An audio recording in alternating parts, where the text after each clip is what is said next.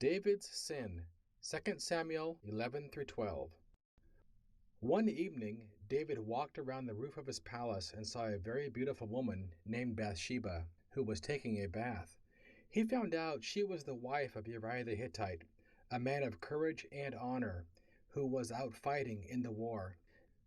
David sent for Bathsheba. Later she told him she would have his child. David sent a messenger to Joab, who was leading his army. "Send me Uriah the Hittite." Uriah came, and David asked him about the battle. Then David said, "Go home and rest."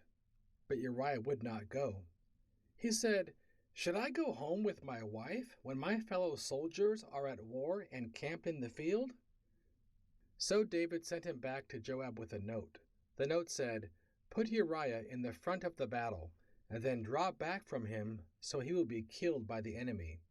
So Joab put Uriah at the point where the strongest defenders of the city were. When Uriah was killed, Joab sent the news to David. Bathsheba mourned her husband, then married David. They had a son. Their sin made God angry, and he sent the prophet Nathan to David. Nathan said, "A traveler came to a rich man who had many flocks. The rich man refused to eat one of his own lambs, but instead killed the lamb of a poor man. The poor man had only this one lamb, which he treated like a child." David was angry and cried out, "The rich man should be killed, but he should at least give back 4 lambs in return because he had no pity." Nathan said, "That man is you. God says, 'I anointed you king over Israel and kept Saul from killing you. I gave you all Israel and Judah and would have given you more. So why do you hate my word and do evil? You have killed Uriah and taken his wife. I, God, will raise up evil against you in your own house, and the firstborn son of Bathsheba will die." David said, "I have sinned against God." Nathan said, "Because you confessed your sins, you will not die. But your sin has given God's enemies an excuse to speak evil against him. Therefore, you will lose this child." David and Bathsheba's son became very sick. David mourned and would not eat nor be comforted. On the 7th day, the child died.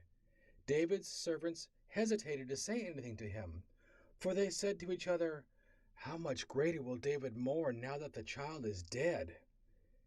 David saw them talking among themselves. He asked, "Is the child dead?" And they said, "He is dead." So David arose and washed and worshipped God. Then he went home and ate. His servants said to him, "What are you doing? While the child was alive, you fasted and mourned, but when he died, you got up and ate?" David said, "While he was alive, I fasted and wept, for I thought, 'Maybe God will be gracious to me and let the child live.' But now he is dead. Why should I fast? I shall go to him, but he cannot return to me." David comforted his wife, Bathsheba, and they had another son, Solomon. David promised Bathsheba that Solomon would be the next king.